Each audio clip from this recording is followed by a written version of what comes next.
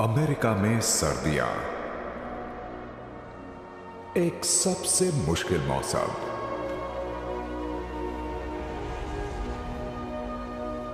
यहां खाने की कमी हो जाती है, दुनिया के सारे रंग गायब हो जाते हैं। ऐसा मौसम जब जंगली जीवों को अपनी सीमा से परे जाना पड़ता है और जिंदा रहने के लिए रणनीति खोजनी पड़ती है। सबसे जुनूनी जीव ही बचे रह पाते हैं और सर्दियों से टक्कर लेते हैं। बाकी गर्म इलाकों में चले जाते हैं सर्दियों के शिकंजे से बचने के लिए। दक्षिण में है एक सुकून भरा इलाका। नए बच्चे यहां जिंदगी की शुरुआत कर सकते हैं। हर साल मौसमों के उतार चढ़ाव धरती को बदलते हैं और यहां के जंगली जीवों को भी। यह सबसे कठिन परीक्षा है। ठंड का कहर अमेरिका के जंगलों पर उतर रहा है।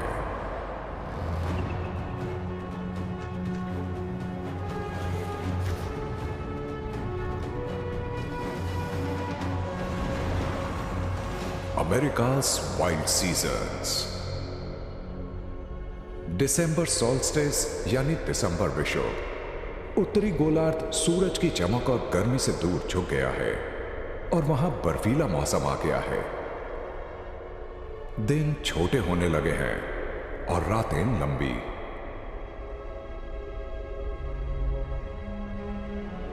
आज है 21 दिसंबर का दिन, साल का सबसे छोटा और सर्दियों का पहला दिन।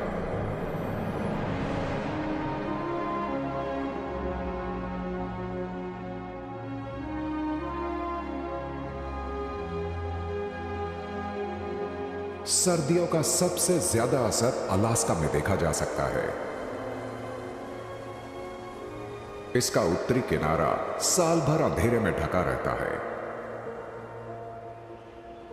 कीनाई प्रायद्वीप पर सूरज क्षितिज से जरा सा ऊपर निकलता है 5.5 घंटे के लिए, पर इसकी किरणें कमजोर हैं। अभी थोड़े ही दिन पहले यहां के पानी में गर्मियों के मेहमानों की भरमार थी, जैसे कि एलिफेंट सील और हम्पबैक व्हेल। लेकिन ये मुसाफिर अब गर्म मौसम की तरफ दक्षिण में चले गए हैं।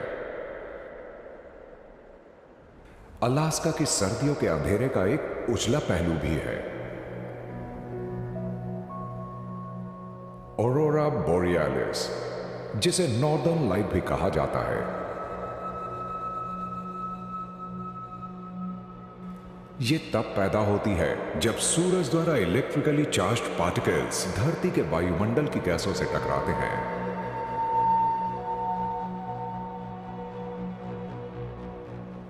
ऐसा साल भर होता रहता है, पर सर्दियों में अंधेरे की लंबी चादर के रहते यह बहुत अच्छी तरह से नजर आता है। रोशनियों की यह खूबसूरती इस उजाड़ मौसम को थोड़ा सा सजा देती है।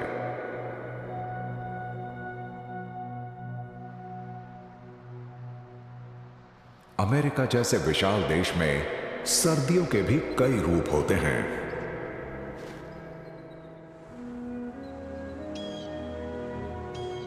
न्यू इंग्लैंड में लंबी और भयानक, जबकि कैलिफोर्निया और एरिज़ोना के ऊंचे रेगिस्तानों में सर्द और सूखी। दक्षिण के धूप भरे इलाकों में नर्म और मध्यम। हर राज्य में दिन अब लंबे होने लगे हैं, पर सबसे ठंडे दिन तो अभी आने बाकी हैं।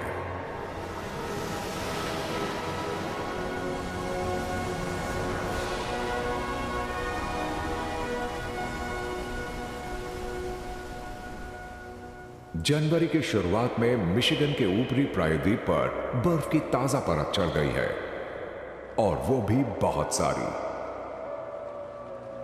इसे लेक इफेक्ट बर्फ कहते हैं।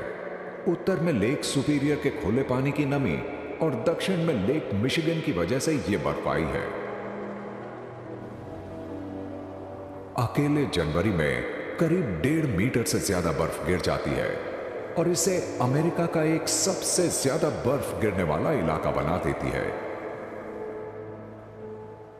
मिशिगन की सर्दियों को जानवरों की एक खास प्रजाति ही सह पाती है। यह है रिवर ऑटर। यह अपनी भौहों तक हर हिस्से की बड़ी देखभाल करती है। बर्फ में लौटने से इसका फर्श साफ रहता है और साथ ही इसके ऊनी फर के नीचे गर्म रखने वाली हवा की परत भी फंस जाती है। इसके बिना यह यहां जिंदा नहीं रह सकती थी। इसने अपने फर की देखभाल तो कर ली है, अब पेट पर ध्यान देने की जरूरत है।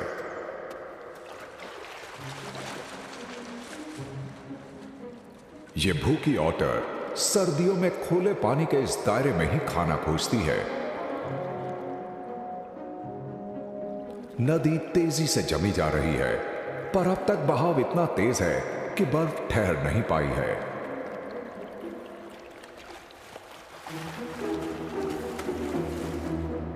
ये इस बर्फीले पानी में शिकार कर रही है। इसका वाटरप्रूफ फर इसे ठंड से बचाता है। इसे शिकार मिल गया है, छोटी मछलियों की एक टोली जो सर्दियों में सुस्त पड़ गई हैं।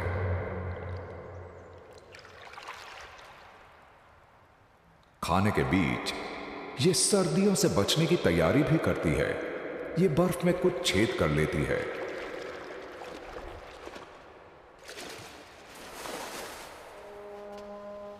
अगर ये बंद हो जाए तो मछलियों तक नहीं पहुंच पाएगी और भूखी मर जाएगी। सबसे बुरी बात यह है कि बर्फ से बाहर निकलने का रास्ता नहीं मिलेगा और ये बर्फ के भीतर ही कैद होकर रह जाएगी।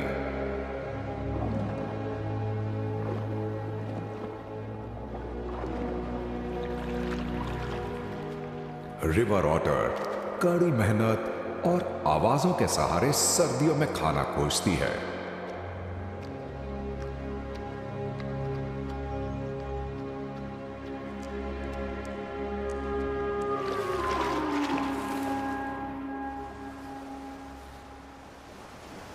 कैलिफोर्निया के किनारे पर सर्दियों का असर मध्यम है। यहां पानी जमने का कोई खतरा नहीं रहता। यहां पानी 13 डिग्री सेल्सियस पर है और नॉर्दर्न एलिफेंट सील्स के लिए यह पानी में मौज का मौसम है।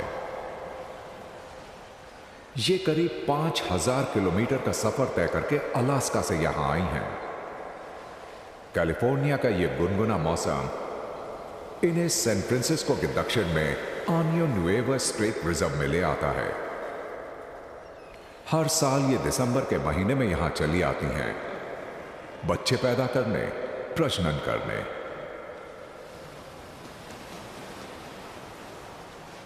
विशाल नर लड़खड़ाते हुए किनारे पर चले आ रहे हैं। ये अपनी मादाओं के हरम के लिए अपना इलाका बनाने वाले हैं।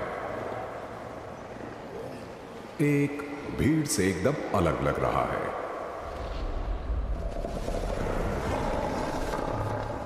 ये है बीच मास्टर। ये विशाल नर करीब 4 मीटर लंबा है। 2 टन वजनी चर्बी का ये पहाड़ बहुत हिम्मती है। कम दबदबे वाले नर इससे दूर ही रहते हैं। अगर वो ऐसा ना करे तो उन्हें भारी नुकसान भुगतना पड़ सकता है।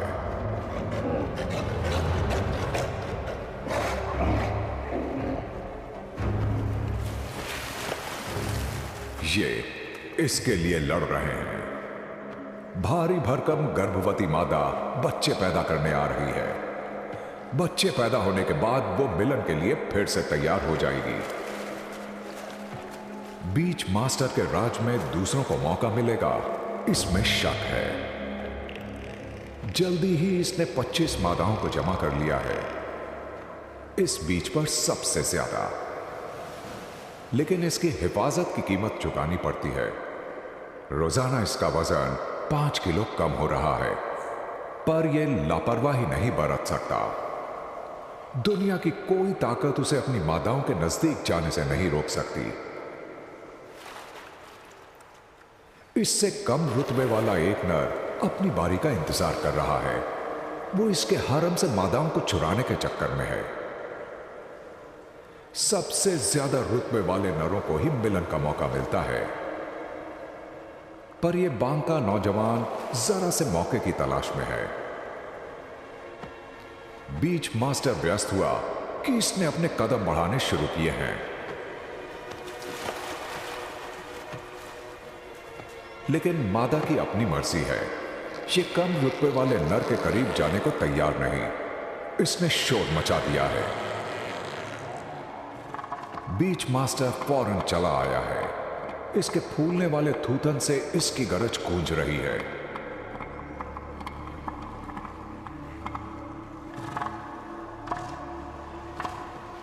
बांके नौजवान ने खतरा भांप लिया है।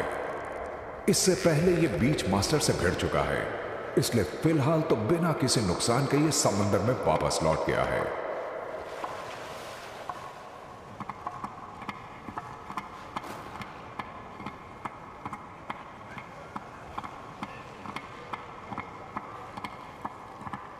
लेकिन आज तो हरम पर हर तरफ से हमला हो रहा है।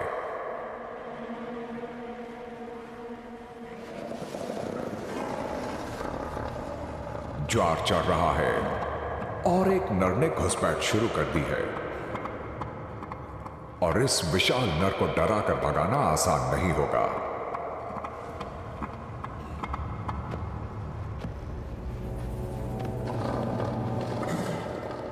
दो विशाल नरों की टक्कर। ये अलग अलग तरह की आवाजें निकालकर एक दूसरे को परख रहे हैं। ये घुसपैठिया पीछे हटने को तैयार नहीं है।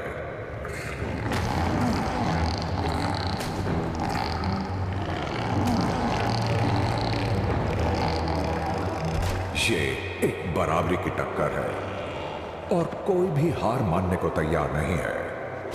बहुत कुछ दांव पर लगा है। जो जीतेगा 25 मादाओं के इस हरम पर उसका कब्जा हो जाएगा।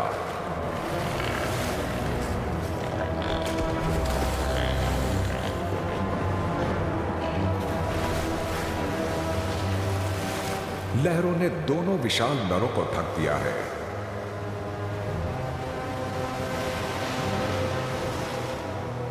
और बीच मास्टर जीतकर वापस लौट रहा है। बेचारा दूसरा घायल नर वापस लौट गया है। गर्मी की तलाश में कैलिफोर्निया जा रहे जंगली जीवों के लिए समुद्र इकलौता रास्ता नहीं है। कुछ जीव आसमान के रास्ते जाते हैं। सेंट्रल कोस्ट पर पिस्मो बीच एक सबसे छोटे लेकिन लंबा सफर तय करने वाले जीव का ठिकाना है। मोनार्क बटरफ्लाई यानी मोनार्क तितली। ये हजारों की तादाद में यहां आती हैं। कैलिफोर्निया अमेरिका में अकेली ऐसी जगह है जहां सर्दियों में मोनार्क तितलियां चली आती हैं।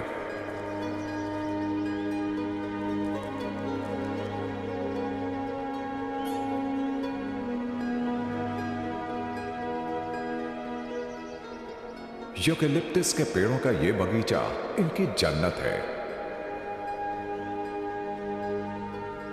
ये इन्हें धूप से भी बचाता है और समुद्र की हवाओं से भी पनाह देता है।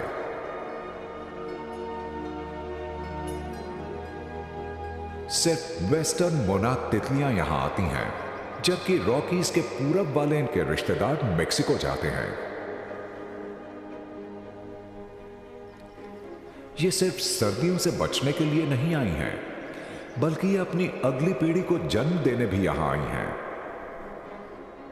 मिलन का नाजुक नृत्य हवा में शुरू होता है। मादाओं के फेरोमोन से आकर्षित होकर नर उसे रोमांस की उड़ान के लिए बुलाता है। तितलियों का यह नृत्य तब तक चलता है जब तक मादा इतनी ना थक जाए कि वो चकराकर जमीन पर गिरने लगे। दोनों तरफ से आपस में जुड़ने के बाद नर सिर्फ अपने स्पर्म ही नहीं बल्कि पोषक पदार्थ भी भीतर डाल देता है। ताकि मादा और उसके अंडों को पोषण मिलता रहे।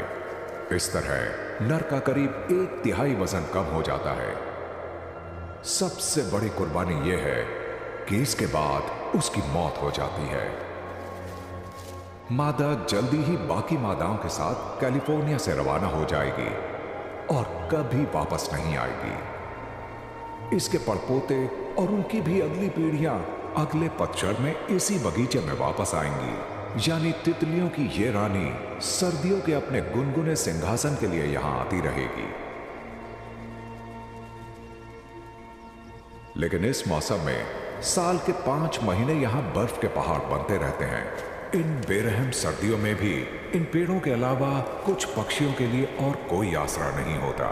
जनवरी तक अमेरिका का करीब 70% हिस्सा बर्फ के शिकंजे में होता है। बर्फ झिलमिलाती रहती है, एक एक करके बर्फ की परत जमती जाती है।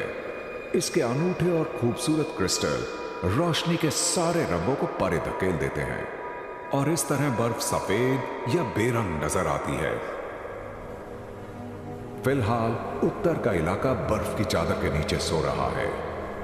20,000 साल पहले उत्तर अमेरिका के ज्यादातर इलाके में साल भर बर्फ जमी रहती थी। दरअसल यह आइस एज का समय था।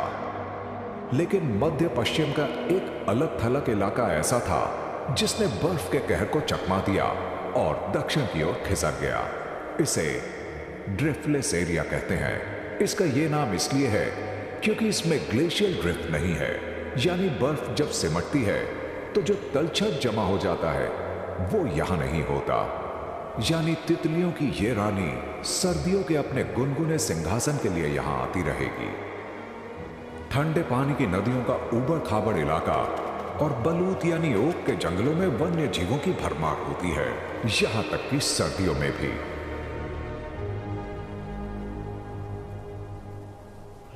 मेडो वोल बर्फ का इस्तेमाल अपने फायदे के लिए करती है। ये सुरंगों के अपने जाल में पौधों की जड़ें और कीड़े तलाश करती है। बर्फ की चादर इसे बाहर की ठंड से बचाती है और भूखे शिकारियों से आमना सामना भी नहीं होता। लेकिन आज जंगल के पास कान आ गए हैं। ग्रेट हॉर्न आउल को वोल की तमाम हरकतों की आहट मिल रही है, वो भी 30 सेंटीमीटर बर्फ के नीचे। इसके बहुत ही तेज कान इसकी खोपड़ी पर थोड़ा सा ऊपर की तरफ होते हैं और इसकी वजह से यह आवाजों का सही सही पता लगा सकता है। यह अपना